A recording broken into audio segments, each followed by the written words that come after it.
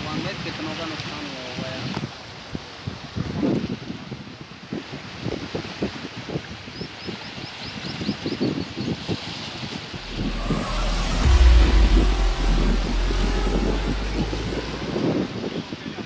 नमस्कार, मैं रवीश कुमार। यमुना आज दिल्ली दर्शन कर रही है और दिल्ली के लोग यमुना का दर्शन कर रहे हैं। जिस नदी को लेकर दिल्ली बेखबर हो चुकी थी, वो नदी आज दिल्ली की खबर ले रही है। यमुना में पानी का जो लेवल है वो 45 साल के रिकॉर्ड को तोड़ चुका है। 6 सितंबर 1978 को यमुना का जलस्तर 207 मीटर के पार चला गया था। बुधवार को दिल्ली में 208 मीटर के पार चला गया। तो 1978 से लेकर 2023 के बीच हम यमुना को भूलते रहे। वैसे यमुना केवल दिल्ली में नहीं बहती है, पंजाब हरियाणा के कई इलाकों से गुजरती है और वहां भी बाढ़ की स्थिति भयावह है। लेकिन अब देश की सारी समस्याओं को चलकर दिल्ली आना पड़ेगा। उत्तराखंड के भूस्खलन को दिल्ली आना पड़ेगा, हरियाणा की बाढ़ को दिल्ली आना पड़ेगा, असम की बाढ़ को दिल्ली आना पड़ेगा और मणिपुर के लोगों को भी अपनी समस्या बताने के लिए दिल्ली आना पड़ता है ताकि मीडिया में कवरेज हो सके। बस इतना याद रखिएगा, यमुना में बाढ़ नहीं आई है। आपने यमुना की जमीन पर घर बना लिया था, उस घर में यमुना आ गई है। कई साल से दुबली पतली नजर आने वाली यह नदी अपने विस्तार को प्राप्त कर चुकी है, लेकिन दिल्ली के लोगों ने भी जाम में फंसे होने का असीम धीरज विकसित कर लिया है और जाम की तस्वीरों को ही बड़ा कर दिया है। अब तो इतनी आदत पड़ गई होगी कि जाम में ही भोजन की सप्लाई कर दी जाए तो शायद दिल्ली के लोग घर या दफ्तर ही ना जाएं, वहीं रह जाएं। बस कुछ दिनों की बात है, हम यमुना को फिर से भूल ही जाएंगे। कई कॉलोनियों में यमुना का पानी भर गया है, 16,000 लोगों को हटाना पड़ा। दिल्ली के कई फ्लाईओवरों के नीचे और किनारे लोगों को बसाना पड़ा है। दिल्ली में मवेशी चराते हुए लोग कहाँ दिखते हैं, मगर इन लोगों के साथ उनके मवेशी भी यहाँ हैं। वैसे बाढ़ तो गंगा, महानंदा, कोसी से सटे कई इलाकों में है, लेकिन मीडिया कवरेज के मामले में दिल्ली को अस्थायी सौभाग्य प्राप्त है। नदियों के किनारे भयंकर कटाव देखे जा रहे हैं। पहले भी कई बार इस तरह की बाढ़ के समय देखे गए हैं। इस बार भी कई जगहों से कई घरों के मकानों के बह जाने की खबरें हैं, मगर अब आपको दिल्ली में ही सारे संवाददाता बाढ़ की पत्रकारिता करते नजर आ रहे होंगे। असम में 5 लाख लोग बाढ़ से प्रभावित हैं। असम के मुख्यमंत्री हेमंत बिस्वा शर्मा अगर राहुल गांधी पर कुछ भी बोल दें तो दिल्ली में उनका कवरेज असम की बाढ़ से ज्यादा हो जाता है। असम में भी भयंकर बाढ़ की चेतावनी जारी की गई है। इस बीच प्रधानमंत्री नरेंद्र मोदी फ्रांस की यात्रा पर हैं, लेकिन इसका मतलब यह नहीं कि मीडिया रफाल डील को लेकर कवरेज करने लग गया होगा। वैसे खबर तो छपी है कि दासो कंपनी ने तय किया है कि वह अनिल अंबानी की कंपनी से अपना करार खत्म करेगी और दूसरी किसी कंपनी के साथ करेगी। आप देखेंगे कि बाढ़ के बहाने रफाल से जुड़ी उन तमाम खबरों का कितना कम कवरेज होता है जिनका संबंध सौदे की दलाली से रहा है। प्रधानमंत्री नरेंद्र मोदी के फ्रांस दौरे से कुछ दिन पहले फ्रांसीसी इन्वेस्टिगेटिव वेबसाइट मीडिया पार्ट ने खुलासा किया कि पेरिस मजिस्ट्रेट ने भारत सरकार को एक आधिकारिक अनुरोध भेजा है और 2015-16 में हुए सौदे के हिस्से के तौर पर किए गए तमाम भुगतान को लेकर चल रही जांच में सहयोग मांगा है। यान फिलिपिन की रिपोर्ट कहती है कि मजिस्ट्रेट 2 भारतीय जांचों की केस फाइलों का अध्ययन करने में विशेष रुचि रखते हैं। आपको याद होगा कि रफाल डील से उठे सवालों को छिपाने के लिए मीडिया के कवरेज में रफाल विमान की खूबियों के कवरेज की बाढ़ आ गई थी। यही हाल यमुना में आई बाढ़ को लेकर नजर आएगा। जो मूल सवाल है नदियों के कटाव का, नदियों के अतिक्रमण का, बालू के उत्खनन का, वो सब पीछे रह जाएगा, पीछे ही रहता है। अब एक नया विभाग आ गया है आपदा प्रबंधन का। सारे नेता और मंत्री आपदा प्रबंधन में लग जाएंगे। कोई हेलीकॉप्टर से मुआयना करेगा, कोई रंगीन लाइफ जैकेट पहनकर नाव से बाढ़ का मुआयना करेगा ताकि मीडिया को एक्शन वाली तस्वीरें मिल जाएं। मुख्यमंत्री केजरीवाल जिस सिविल लाइन इलाके में रहते हैं, जहां उनका सरकारी निवास है, वो इलाका भी रिस्क का इलाका है और ऊंचा माना जाता है। वहां भी बाढ़ का पानी घुस आया है।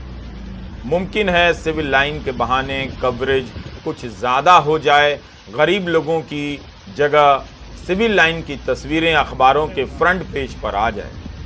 मगर उम्मीद रखनी चाहिए कि मीडिया शायद इस बार बाढ़ को लेकर ईमानदारी से इसके पीछे के कारणों की चर्चा करेगा और इसके साथ साथ गरीब लोग किस तरह से बार बार विस्थापित हो रहे हैं, उनका जीवन किस तरह से प्रभावित हो रहा है, इसके बारे में भी आपको बताएगा। रिंग रोड के किनारे का यह वीडियो बता रहा है कि प्रधानमंत्री आवास योजना के दावों के इस दौर में कौन लोग हैं जो इस वक्त विस्थापित जीवन बिता रहे हैं। सड़कों के किनारे और फ्लाईओवर के नीचे लोगों ने शरण ले ली है। आप उस दिल्ली की आर्थिक स्थिति का भी इन तस्वीरों से मुआयना कर सकते हैं जो आम दिनों में नजर नहीं आती है और भारत को सुपर पावर बता दिया जाता है। दिल्ली केवल नई दिल्ली नहीं है, यह भी एक दिल्ली है जो इस बाढ़ के बहाने आप देखिए।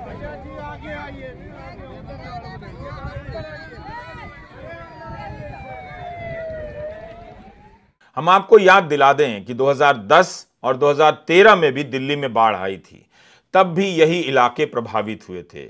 आप चाहें तो 21 जून 2013 को छपी भारत लाल सेठ की डाउन टू अर्थ की रिपोर्ट को फिर से पढ़ सकते हैं। तब भी यही हाल था। यमुना में पानी का लेवल 207.32 मीटर हो गया। यह 1978 के रिकॉर्ड स्तर से जरा सा ही कम था। 204.83 मीटर खतरे का निशान माना जाता है। यमुना में समय समय पर बाढ़ आती रहती है। यह प्राकृतिक प्रक्रिया है जिसका अब एक नया नाम है आपदा। इस रिपोर्ट में लिखा है कि अगर आप बाढ़ के पुराने रिकॉर्ड देखेंगे तो पता चलता है कि 25, 50 और 100 साल में बाढ़ आती रहती है। कब आएगी हम नहीं कह सकते। डाउन टू अर्थ में जल संसाधन के एक पूर्व सचिव रामास्वामी अय्यर का बयान छपा है। यमुना नदी से जुड़े मुद्दों को बार बार उठाने वाले मनोज मिश्रा का इस रिपोर्ट में बयान छपा है कि कई बार लोग असमय और ज्यादा वर्षा को बाढ़ का कारण बताते हैं, मगर जून के महीने में इतना पानी अप्रत्याशित है। ये 2013 की बात है। इस तरह की बाढ़ जुलाई और अगस्त में भी आ सकती है। मनोज मिश्रा का हाल ही में निधन हो गया। वैसे मनोज मिश्रा ने बताया था कि यमुना में ज्यादातर सितंबर के महीने में बाढ़ आने के रिकॉर्ड हैं। असल में धोखा हम खा रहे हैं। हमें लगता है कि यमुना सूख चुकी है, पतली हो गई है, उसके बचे मैदानों पर हम कुछ भी बना सकते हैं, लेकिन बार बार आने वाली यह बाढ़ बता रही है कि यमुना अपने रास्तों और मैदानों को नहीं भूली है।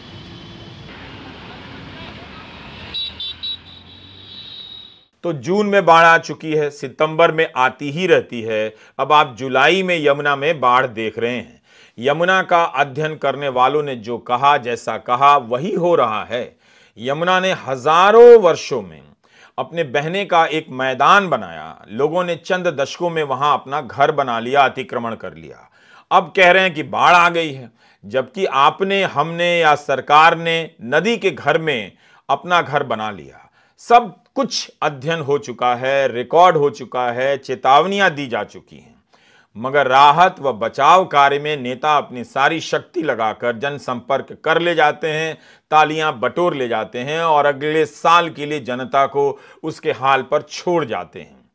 इस राहत व बचाव कार्य ने तमाम जरूरी मुद्दों को पीछे कर दिया है, जबकि यह भी एक जरूरी हिस्सा ही है। निगम बोध घाट में भी पानी भर गया है, उसे भी बंद करना पड़ा। कश्मीरी गेट की हालत बहुत खराब बताई जा रही है। अंतर्राज्यीय बस अड्डे में पानी भर गया है और कई बसों को रद्द करना पड़ा है। अब यह समस्या इतनी विकराल हो चुकी है कि मुख्यमंत्री की अपील पर आप ध्यान दीजिए। वे कह रहे हैं कि लोग एक दूसरे की मदद करें। उन्होंने लिखा है कि यमुना का जलस्तर लगातार बढ़ रहा है। अब पानी 208.46 मीटर पर पहुंच गया है। बढ़ते हुए जलस्तर के कारण यमुना के आसपास की सड़कों पर पानी आ गया है। आपसे अनुरोध है कि इन रास्तों पर न जाएं। जिन आबादी वाले इलाकों में पानी भरा है वहां से लोगों को निकाला जा रहा है। वहां रहने वालों से अनुरोध है कि प्रशासन का सहयोग करें। लोगों की जान बचाना सबसे जरूरी है।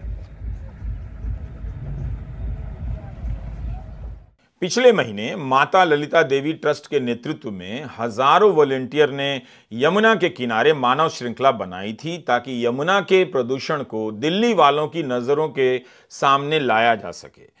मनोज मिश्रा ने बार बार चेतावनी दी थी कि यमुना को लेकर हमें अपना नजरिया बदलने की जरूरत है। यमुना केवल दिल्ली में नहीं है, उसके किनारों का अतिक्रमण हो चुका है। सरकारें अतिक्रमण तक नहीं रोक सकी, केवल इसे मशीन से साफ कर आप प्रदूषण मुक्त नहीं कर सकते हैं। यमुना को उसका मैदान लौटाना होगा ताकि वो अपने तरीके से भी खुद की सफाई करती रहे। हथनी कुंड से लेकर ओखला के बीच की दूरी 220 किलोमीटर के करीब है। इतना लंबा दायरा है। हम चंद किलोमीटर की चिंता कर वहां एसटीपी मशीनें लगाकर यमुना को प्रदूषण से नहीं बचा सकते हैं।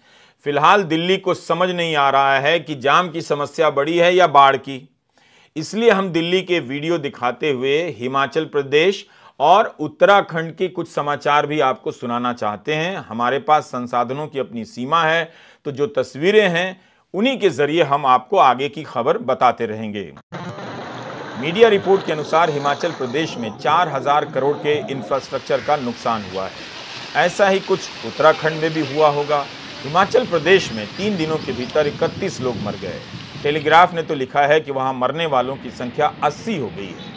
वहां से आने वाली तस्वीरों में देखा जा रहा है कि कारें बह रही हैं, मकान बह रहे हैं, सड़कें बह जा रही हैं। उत्तराखंड में भी विकास बहने लगा है। विकास के नाम पर जो सड़कें बनी थीं वो क्षतिग्रस्त हो गई हैं। कई 100 सड़कों को बंद करना पड़ा। बद्रीनाथ हाईवे बंद है। पंजाब में सतलुज और घग्गर नदी का पानी इतना बढ़ गया कि किनारे बनी यूनिवर्सिटी के 3000 छात्रों को निकालना पड़ा। हरियाणा के अंबाला, कुरुक्षेत्र, पंचकुला में बाढ़ के कारण कई ट्रेनों को बंद करना पड़ा है। हरियाणा में 10 लोगों की मौत हो चुकी है। तो ये इस बाढ़ का प्रकोप है। जान माल और बुनियादी ढांचों का भयंकर नुकसान हुआ है। बारिश का 1 महीना विकास की बोगस राजनीति के 11 महीनों पर भारी पड़ गया है। पहाड़ और नदियों के किनारों का अतिक्रमण करते समय सरकार से लेकर जनता तक लापरवाह रहती है। सबको लगता है कि कोई देख नहीं रहा है और अब हाल यह है कि देखा नहीं जा रहा है। नमस्कार, मैं रवीश कुमार।